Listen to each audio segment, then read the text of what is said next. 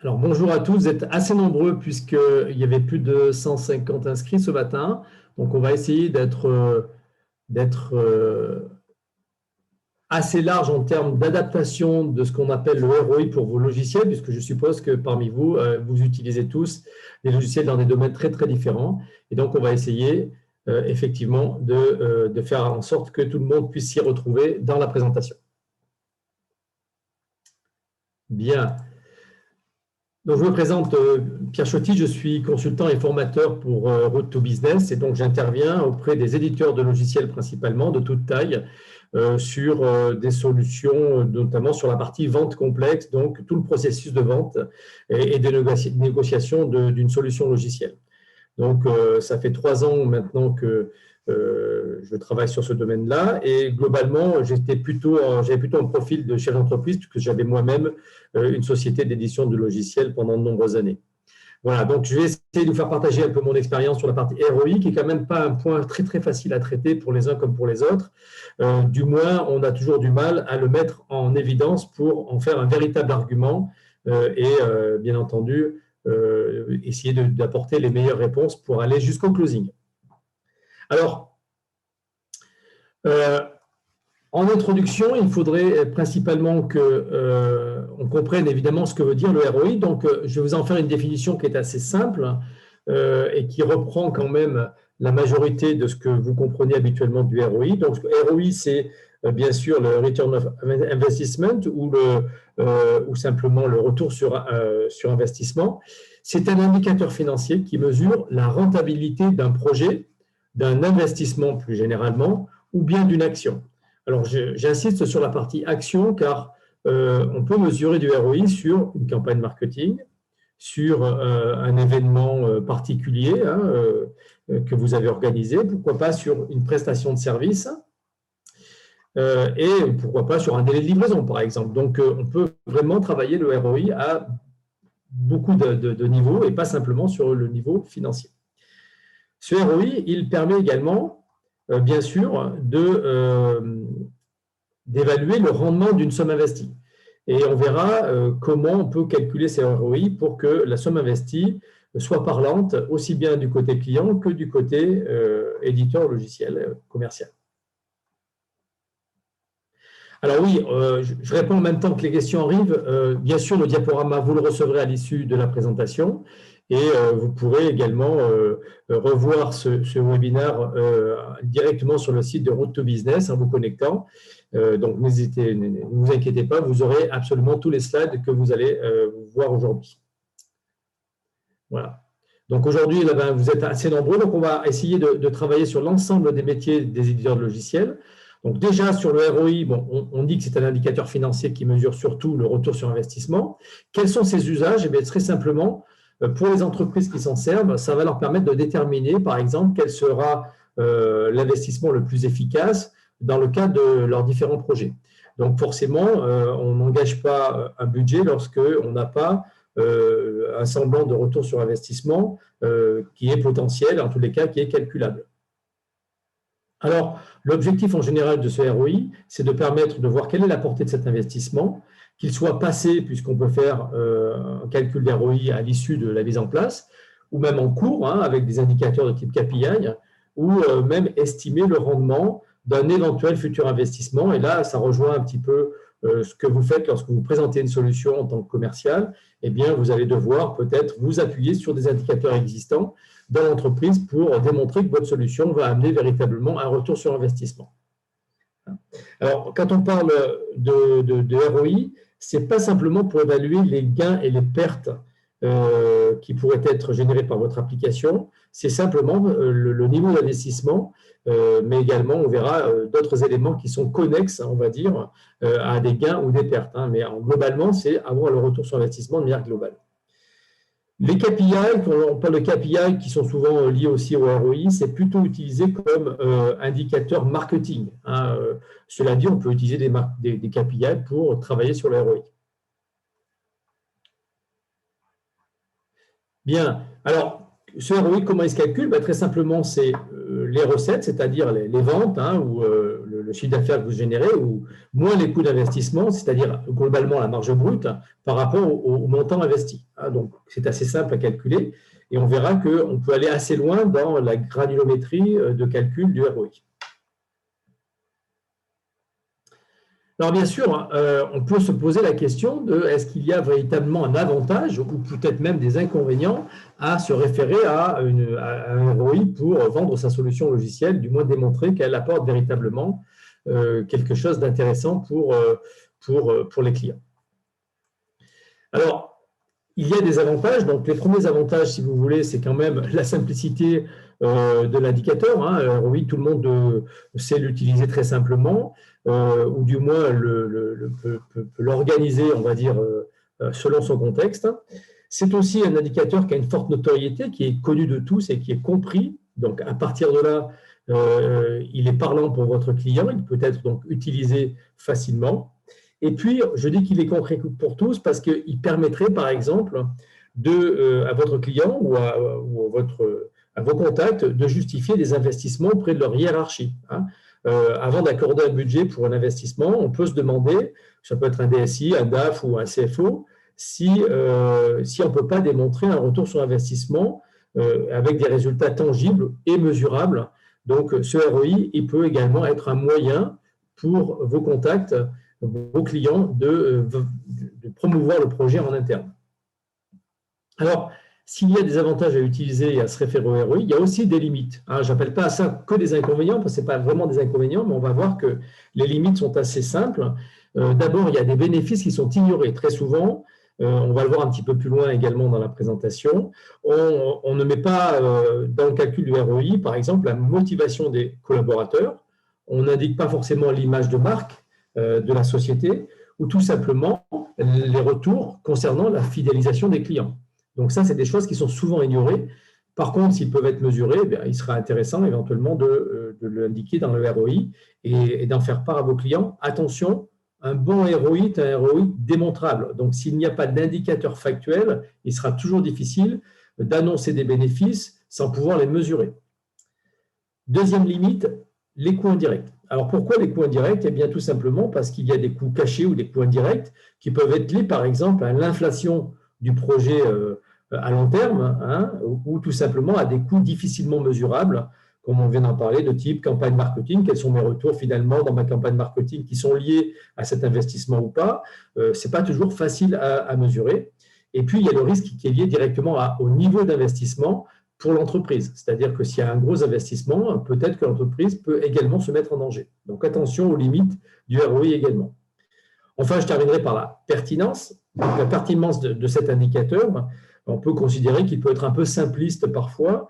C'est du moins apparemment, de manière apparente, il est assez simpliste et peut-être qu'il faudrait utiliser, pour certains, d'aller dans l'analytique précis pour des gros projets. Donc, cette pertinence, elle peut être remise en question. Donc, attention à ces limites. Ça reste un indicateur global qui est un premier niveau, on va dire, de jugement par rapport au coût de l'investissement et de son retour sur investissement. Alors, est-ce que je peux ajuster le son quand vous parlez? Il y a un grésillement très gênant. Alors, attendez, est-ce que là, ça va mieux? On ne comprend pas bien ce qu'on dit. Alors, est-ce que vous avez des grésillements? Pour moi, je n'ai pas de choses particulières sur le grésillement. Là, vraiment, à part peut-être les feuilles de papier, ça devrait aller. Très bien. Donc, je ferai une remarque sur le sujet. Il est souvent donc pertinent d'ajouter le paramètre capital humain dans le système de mesure du ROI, mais attention, celui-ci n'est pas toujours pris en compte. Hein, donc, il faudra être très prudent sur cet aspect-là. Très souvent, vous faites référence à des gains qui sont des gains humains, des gains de temps homme, hein, globalement. Ce n'est pas toujours pris en compte, notamment en B2B, comme on va pouvoir le constater. Alors, concernant le comportement justement d'achat des entreprises en B2B, il est très différent du B2C. En général, les entreprises ne veulent pas utiliser le gain de temps comme une mesure réelle parce qu'il est relativement difficile à mesurer a priori. A posteriori, il peut l'être, mais a priori, il est difficile. Donc, elles vont souvent s'arrêter sur globalement la différence entre les dépenses et les revenus et bien sûr le dépenser moins ou le gagner plus. Hein. Les autres facteurs peuvent être pris en charge, mais très souvent, il faudra y faire attention. Alors, quel est le comportement de ces entreprises? Eh bien, tout d'abord, ils veulent regarder quels sont leurs défauts de performance et à partir des difficultés qu'ils rencontrent, essayer de trouver donc des solutions. Alors, si ces défauts de performance sont aigus, eh bien, l'entreprise ira très rapidement à des choix tactiques et opérationnels qui vont être ou des choix internes ou externes ou mixtes, tout simplement, c'est-à-dire s'appuyer sur une recherche de solutions en interne ou une recherche de solutions en externe, ou tout simplement un mix des deux avec un partenaire qui va peut-être tout simplement venir compléter le dispositif, donc la solution logicielle, et donc qui va vous permettre également de vous positionner. Alors,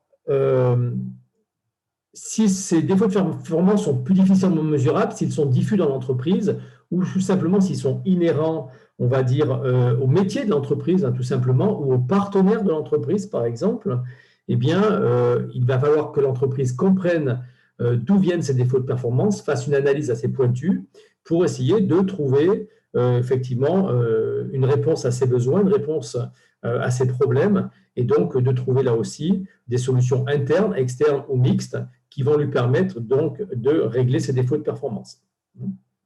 Alors, encore une fois, en B2B, très souvent, les temps hommes, les gains de temps ne sont pas souvent pris en compte par les directions, donc faites attention à ça, sauf s'il est évidemment mesurable. Néanmoins, ce n'est pas le cas sur le B2C. Si certains d'entre vous travaillent en B2C, évidemment, cet élément concernant les gains de temps, les économies de temps homme, la capacité d'organisation, d'une meilleure organisation plus performante, va être pris en compte. En particulier en B2C, on va prendre en compte le désir, on va prendre en compte l'envie du consommateur, ce qui n'est pas le cas en B2B. Donc, ça sera vraiment intéressant de le prendre à ce moment-là si vous êtes positionné sur du B2C. Donc, le comportement d'achat, il est assez simple. Il faut voir à quel moment vous allez arriver sur ces défauts de performance également. On va voir comment, effectivement, vous pouvez vous positionner. Alors, quelles sont les attentes d'un client vis-à-vis de votre solution logicielle? Très souvent, elle passe tout simplement par une triple démonstration. La première démonstration, elle est fonctionnelle, c'est-à-dire elle est basée sur l'usage, centrée sur l'usage à partir d'une problématique réelle qui existe dans l'entreprise, donc ce qu'on appelle une douleur qui peut être latente ou une douleur qui, au contraire, a été identifiée, donc qui est réellement prise en compte. Et donc là, forcément, vous allez vous positionner par rapport à une expression des besoins, un cahier des charges qui peut être lié à les aspects fonctionnels pour régler cette problématique.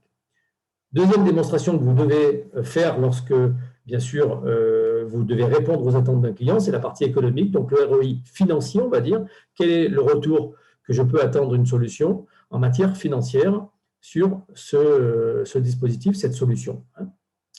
Et enfin, troisième point important en termes de démonstration, le client est-il en capacité d'implémenter votre solution de manière simple, compatible avec l'existant, avec une bonne adaptation à l'existant dans son processus.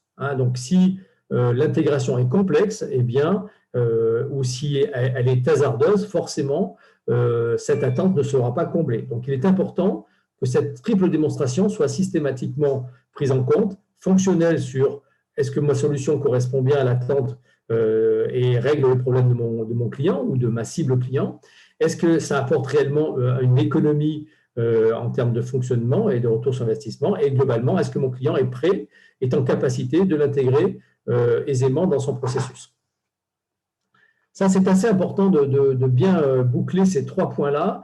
Donc, dans votre démarche commerciale, je pense qu'il était important de le prendre en compte et de boucler ces aspects-là de façon à être certain de ne pas en oublier un, en particulier sur la partie intégration, qu'on a tendance on pense que par défaut, le client, si vous fait une demande, c'est qu'il est prêt à intégrer votre solution. Attention, il peut y avoir des aspects complexes technologiques qui peuvent être difficiles ou longs à intégrer, notamment toute la partie reprise de données, reprise de l'existant, voilà, et puis le fait que le client n'est pas forcément très enclin à remettre en question ses process existants et que parfois, il faut travailler sur un accompagnement au changement pour pouvoir travailler sur le processus de l'entreprise.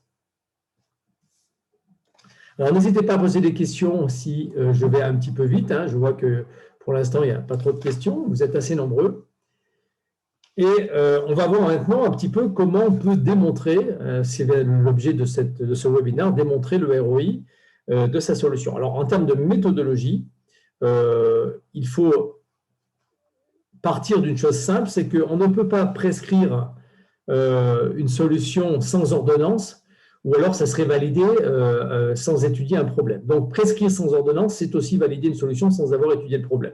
Donc, surtout, ne parlez pas de votre solution avant d'avoir fait ce qu'on appelle une bonne découverte, c'est-à-dire d'avoir questionné assez longuement le client et découvert avec lui à l'aide de questions-réponses ouvertes, fermées, etc., l'expression de ses besoins, la raison pour laquelle il vous consulte, et sachez que derrière toute consultation, toute expression des besoins se cache forcément une problématique à régler et ce qu'on appelle relativement des douleurs clients, tout simplement. Donc, faire une bonne découverte, c'est vraiment essentiel pour aller démontrer un ROI. Et ça doit prendre un certain temps. Ce qui veut dire que vous ne devez pas penser diagnostic avant de penser solution. Pensez bien à faire l'analyse de votre client avant de commencer à parler de votre solution. L'objectif, c'est vraiment de récolter l'intégralité des informations que l'on a dans une bonne découverte. Il y a une dizaine d'éléments auxquels on doit s'attacher et on pourra parler de la solution par la suite. Mais surtout, pensez diagnostic avant de penser solution. Troisième point, il vous faudra analyser les problèmes clients. Bon, quelles sont ses douleurs, quelles sont les difficultés qu'il rencontre. On va les voir de manière un peu plus détaillée dans le slide suivant. Et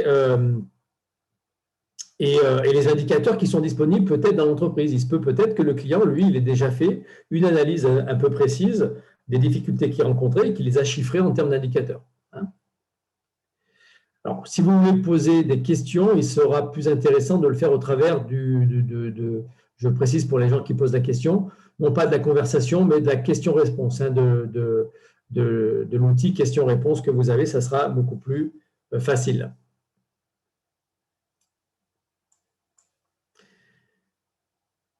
Voilà.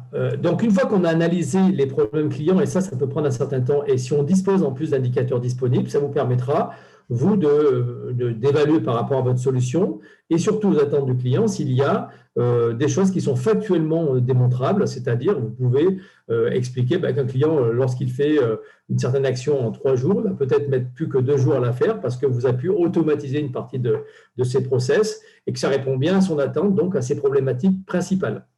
Donc, c'est vraiment important de prendre le temps d'avoir des éléments factuels qui vont permettre de comparer ce qui existe chez le client aux gains que vous pouvez proposer à votre client. Dernière chose, il y a la façon dont vous allez le dire. Donc, ça, c'était plutôt, on va dire, le fond. Sur la forme, il va falloir rendre compréhensible ce ROI, ce qui n'est pas toujours facile. Rendre compréhensible, ça veut dire s'attacher justement à des choses factuelles, des choses démontrables et des choses qui sont surtout comprises par votre client. Démontrer le ROI, c'est pas forcément être très précis, mais au moins donner des retours d'expérience que vous avez chez d'autres clients, par exemple, qui vous ont permis de justifier et de donner du crédit à ce que vous allez avancer, de justifier que vous avez pu améliorer donc, le retour sur investissement chez d'autres clients.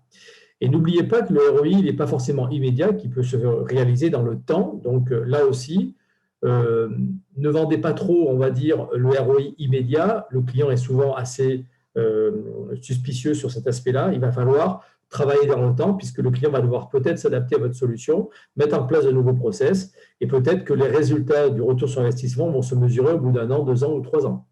Donc, ne soyons pas trop pressés sur la façon dont on veut avoir un retour sur investissement et il sera sûrement mesurable une fois que la solution sera, on va dire, en fonctionnement, on va dire, normal, que la production sera correcte. Donc, il est vraiment important de travailler d'abord la bonne découverte, en résumé, de travailler sur les diagnostics que vous pouvez apporter en termes de comparaison entre les éléments factuels que vous avez dans l'entreprise. Donc, ça peut être un nombre de personnes, ça peut être un nombre d'actions, ça peut être un nombre de livraisons, un nombre simplement de factures, etc. Donc, quelle que soit l'utilisation de votre solution logicielle, on va voir que là, justement, vous pouvez aller chercher peut-être auprès de votre marketing des éléments qui vont vous permettre pour chaque segment client, et là, je fais un petit clin d'œil au marketing qui très souvent fait ce genre d'analyse, pour chaque segment client, chaque typologie de client, il doit être en mesure d'apporter des éléments tangibles pour évaluer le ROI. Hein. D'un client à l'autre, on n'a pas la même mesure de ROI, on ne peut pas se poser sur les mêmes éléments de calcul. Hein. Si on est dans de la GED, on va peut-être travailler sur la dématérialisation d'un nombre de factures, par exemple. Si on est sur un CRM, on va plutôt regarder peut-être l'amélioration du cycle de vente grâce au CRM, par exemple. Donc, les KPI, on va dire, pour mesurer le ROI, sont vraiment propres à chaque segment de vos clients. Alors ça va permettre surtout au commercial, déjà, de ne pas s'éparpiller et donc d'adapter ensuite son discours au contexte du client. Donc, regardez si votre marketing est en mesure, pour chacune des cibles clients que vous adressez, de savoir quels sont les ROI attendus de ces cibles pour pouvoir bien vous positionner. Alors, juste, je réponds en live, on reviendra sur les questions-réponses à la fin du webinaire, mais très rapidement, vous aviez indiqué que les gains de temps ne sont pas pris en compte dans le ROI. Faut-il traduire ce gain de temps en valeur? Eh bien oui, bien sûr. C'est-à-dire que le temps homme, le coût homme, globalement, il ne faut pas simplement le traduire en économie de temps, mais également en économie d'argent. C'est-à-dire qu'aujourd'hui, eh bien, forcément, s'il y a un coût moyen par personne, et on connaît à peu près le coût, on va dire, journalier ou mensuel d'une personne, on peut l'évaluer ou à être utilisé pour d'autres tâches ou simplement en réduction des coûts, tout simplement pour le client. Mais c'est vrai que le traduire, ces gains de temps, quand c'est possible, faites-le parce que c'est beaucoup plus factuel. Et j'ai toujours préféré quelqu'un qui annonçait des chiffres qui sont mesurables que des phrases qui ne sont pas faciles à exploiter financièrement. Voilà, donc n'hésitez pas à voir votre marketing pour essayer de voir quels sont les ROI pour chacune de vos cibles clients. C'est un élément qui me semble absolument indispensable pour avancer. Alors, cette découverte que vous allez faire grâce au questionnement, elle va mettre en évidence quoi? Elle va mettre en évidence donc les problèmes du client, qui sont en fait la réponse à ses besoins, hein, tout simplement. J'appelle ça plutôt des douleurs. Alors, quelles sont les douleurs que l'on peut rencontrer chez ses clients? Eh bien, je vais vous donner quelques exemples. Évidemment, je ne veux pas toutes vous les donner, vous devez en faire une liste hein, sur ce sujet.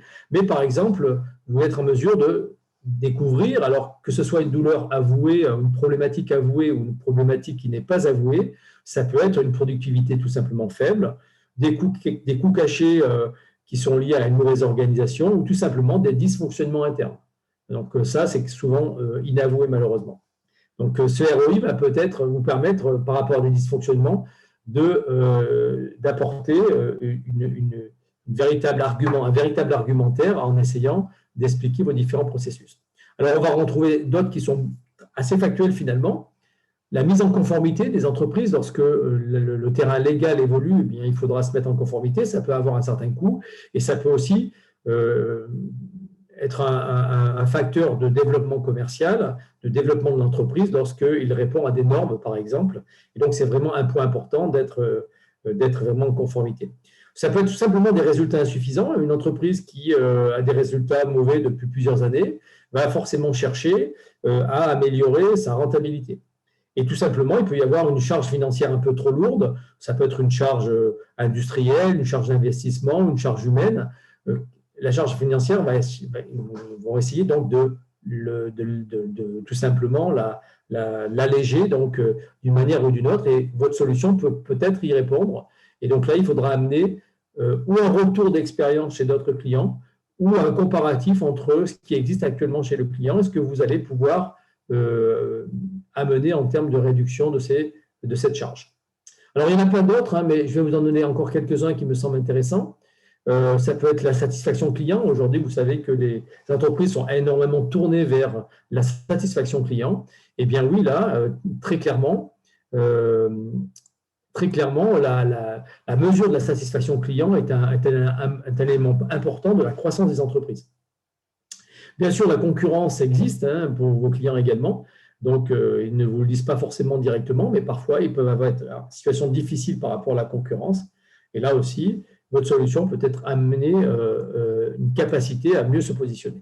Et enfin, la non-qualité, hein, alors ça rejoint un peu la satisfaction client, mais la non-qualité, alors notamment au niveau industriel ou au niveau simplement process de livraison, par exemple, ou process de délivrable, là, on va avoir véritablement moyen d'agir sur la qualité et cette qualité peut être mesurable. Donc, vous voyez, il y a énormément de douleurs ou de problèmes qui sont rencontrés et c'est ce qu'il va falloir mettre en évidence de manière factuelle le plus possible pour pouvoir arriver à démontrer votre ROI. Alors, le commercial, qu'est-ce qu'il doit faire? Eh bien, il doit forcément, alors là, tiens, j'ai perdu le reste, démontrer, pardon, voilà, il me manque un petit morceau. Voilà. La remarque, c'est que le commercial doit simplement analyser où se situe le besoin client pour essayer de le faire émerger. Hein. Et forcément, ce besoin est toujours corrélé à une douleur client. Donc, c'est simplement un rappel. Voilà. Alors, quelles sont les typologies de ROI démontrables? Eh bien, je vais prendre quelques exemples. Vous allez probablement vous reconnaître. Alors, bien sûr, il y en a beaucoup d'autres, mais si on prend par exemple quelques catégories de logiciels dans lesquels vous êtes acteur, hein, si je prends par exemple un métier comme le CRM, qui est quand même quelque chose d'extrêmement répandu aujourd'hui, la difficulté, c'est de mettre un ROI démontrable, c'est de se positionner par rapport à la concurrence sur des fonctionnalités qui n'existent pas chez d'autres, et donc en quoi vous amenez un retour sur investissement grâce à ces fonctionnalités. Donc, on va par exemple parler de générer de plus de leads grâce au CRM, hein, s'il a du marketing automation intégré, par exemple, ou de traitement de leads plus rapide, hein, tout simplement, ça peut être calculé également, ou simplement une réduction du cycle de vente, par exemple. Et bien sûr, la fidélisation client. Si on parle d'un outil plus métier, comme un WMS pour la partie supply chain, on va trouver une capacité à avoir une disponibilité des stocks et connaître l'état des stocks, hein. Donc, de mieux maîtriser les coûts également qui sont liés au stock, de mieux gérer peut-être les retours clients ou les invendus grâce à cet outil et donc de diminuer le coût qui en découle. Et ça, c'est directement mesurable. Hein. C'est souvent pour les WMS. Et bien sûr, au travers de votre solution, par exemple, une capacité à mieux servir les clients avec une bonne traçabilité. Si on parle de GMAO, eh bien, on va retrouver là des gains de productivité dans une chaîne de fabrication grâce à une meilleure disponibilité des machines et aux programmes de maintenance qui sont des programmes préventifs, par exemple. On va trouver aussi des gains de productivité au niveau du service de maintenance par une meilleure organisation interne grâce à la solution logicielle. Pour des outils d'acheteurs, hein, par exemple, ça va être le respect des engagements des fournisseurs, ça va être les gains financiers directs générés par les achats, ou des validations de contrats à multiniveau, par exemple, hein, de façon à avoir un workflow qui va vous permettre de mieux positionner votre solution. Là, je donne également des outils de type de prise de rendez-vous parce que c'est assez, on va dire, d'actualité avec Doctolib notamment. Donc là, vous voyez, typiquement, des outils de prise de rendez-vous comme Doctolib, mais il y en a d'autres comme Agendize et d'autres, vous permettent de réduire des annulations de rendez-vous, d'optimiser les agendas des praticiens pour Doctolib, par exemple, et également d'amener de la fluidité dans les relations sur un créneau horaire beaucoup plus large, par exemple, des prises de rendez-vous. Donc, on voit vraiment qu'il y a des exemples de ROI qui sont extrêmement précis, et tout cela sont des ROI qui sont véritablement démontrables de manière financière avec des comparatifs. Et donc, n'hésitez pas aussi, quand même, à ne pas rester uniquement que sur des termes financiers, hein, c'est-à-dire à essayer de montrer, par exemple, qu'une réussite organisationnelle d'un client peut amener des conséquences qui sont positives pour le fonctionnement de l'entreprise, ne serait-ce qu'en termes de RH, hein, d'ambiance dans l'entreprise, de meilleures relations entre les différents services. Bien sûr, c'est peut-être difficilement mesurable, mais en tous les cas, ça se ressent probablement. Donc, n'hésitez pas à le faire si vous avez constaté ça. Mais là, il faudra apporter peut-être de votre côté des témoignages avec des cas clients qui vont pouvoir démontrer qu'au-delà du ROI financier, il y a également eu des améliorations en termes d'organisation et peut-être un peu plus d'agilité pour l'entreprise. Voilà donc pour ce qui est des exemples de ROI démontrables. Donc, je vous engage toutes et tous à regarder cet aspect-là et de l'écrire et puis de travailler avec votre marketing peut-être pour essayer de préparer ces ROI si ça n'a pas été fait pour l'instant.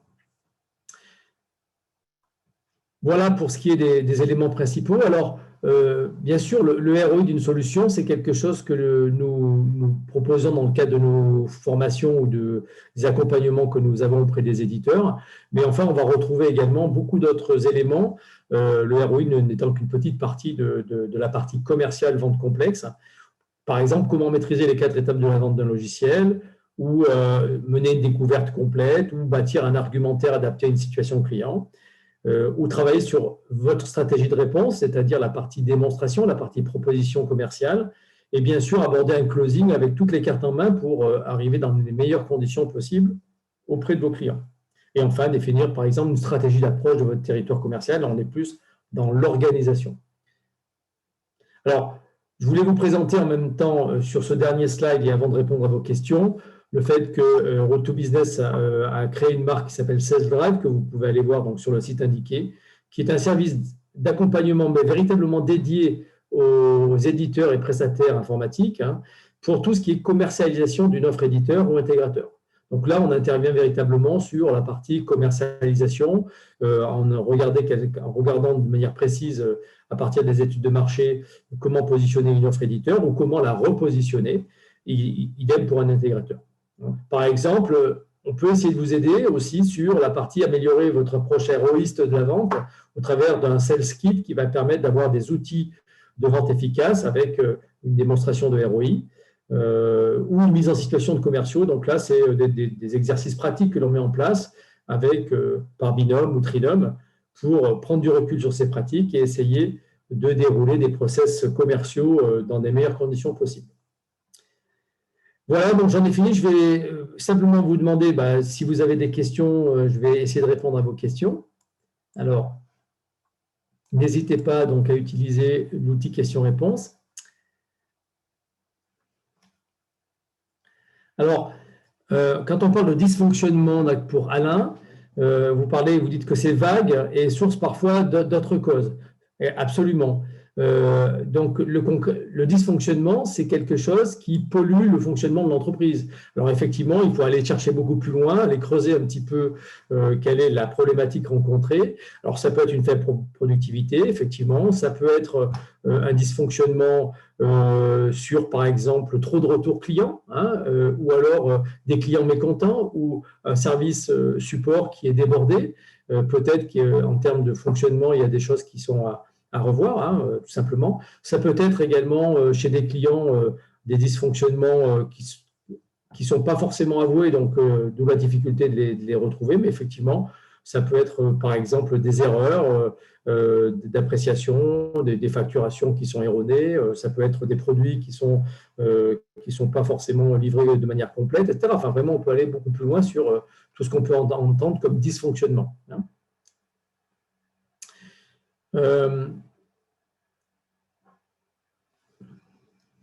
Alors, Bertrand pose la question, il me semble que l'approche est très qualitative, mais ne permet pas d'objectiver les items. Faut-il envisager la création d'outils, études de mesurer l'impact en avant-vente? Faut-il envisager la création d'outils ou d'études pour mesurer l'impact avant-vente? Alors, je ne comprends pas trop la question.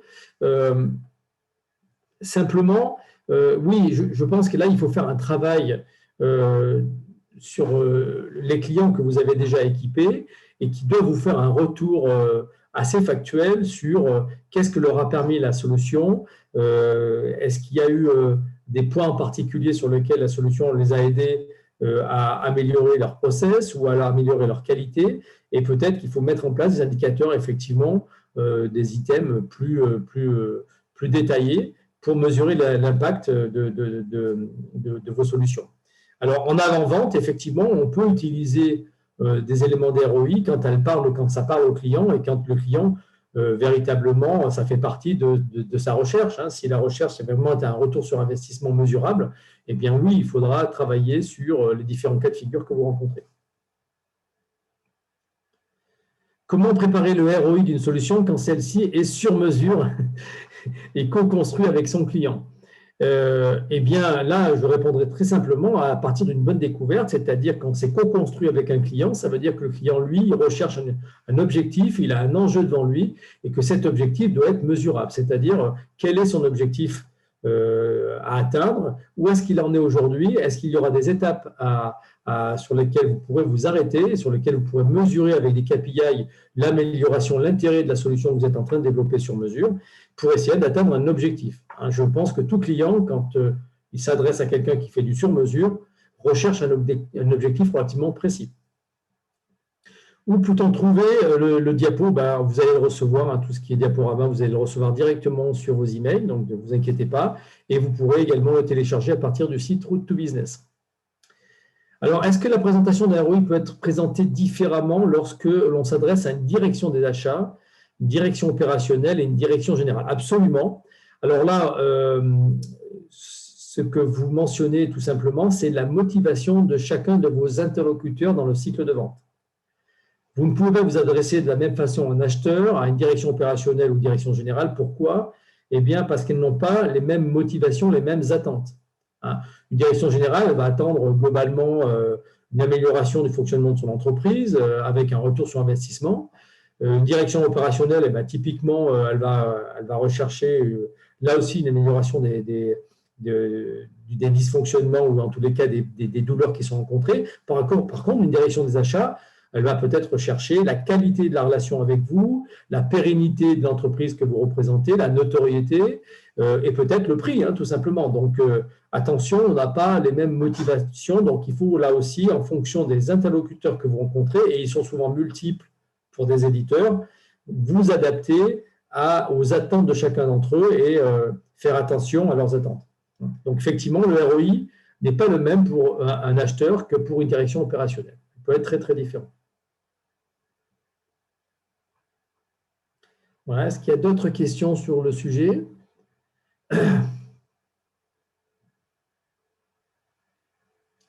Voilà, j'en ai pas d'autres pour l'instant. Donc, alors, d'une manière générale, je pense que toutes ces questions sur les ROI partent d'un premier constat qui est de faire une très bonne découverte et surtout d'essayer d'obtenir du client, d'une manière générale, des points en particulier qu'il veut voir améliorer et sur quels indicateurs il va lui-même forcément se positionner pour valoriser votre solution et peut-être même aller la promouvoir en interne. Donc là aussi, n'oubliez pas que vos interlocuteurs, s'il y a des comités de direction, vont devoir forcément aller porter votre projet auprès d'un comité de direction, par exemple, ou un comité de pilotage. Et donc, il faudra que vos interlocuteurs aient des éléments d'ROI qui sont factuels pour pouvoir être escaladés et que la décision soit prise. Là aussi, essayez de travailler sur la différenciation par rapport à vos confrères. Si vous avez des concurrents, essayez de regarder quels sont les ROI qui sont mis en évidence et regardez si vous pouvez aller au-delà de ce ROI au travers peut-être d'autres aspects qui ne sont pas toujours très évidents au départ, mais qui vous permettent de vous différencier. Voilà, je n'ai pas d'autres questions pour l'instant, donc je voulais tous vous remercier. N'hésitez pas à aller sur le site de Route to Business ou de Sales Drive pour découvrir quels sont les points que nous pouvons proposer et donc peut-être travailler sur les process de vente complexes. Donc là, n'oubliez pas que toutes ces actions sont prises en charge dans le cadre d'actions collectives par vos OPCO et que sur demande, elles sont souvent prises en charge à 100%. Donc, le coût de ces formations vente complexe, mais également marketing pour les éditeurs, peuvent être pris en charge à 100%. Il suffit de faire la demande au travers de notre site. Et dans le cas des actions collectives, ça ne grève pas votre budget formation. Donc, n'hésitez pas à inscrire vos équipes marketing ou vos équipes de vente sur ces programmes de formation dont vous retrouverez le détail sur le site de Route to Business. Voilà. Il y a ensuite donc des formations qui sont également faites en ligne ou en présentiel ou qui sont faites en intra-entreprise lorsque c'est possible. Voilà, je voulais vous remercier d'avoir été nombreux à participer à ce webinaire. Je reste à votre disposition au travers du mail et que vous aurez sur la présentation qui va vous être envoyée. N'hésitez pas à revenir vers moi si vous avez des questions concernant ce webinaire ou sur la partie vente complexe. Je suis à votre disposition par mail ou par téléphone. Voilà, je vous remercie encore et je vous souhaite à tous et à toutes un très bon appétit et une bonne fin de journée.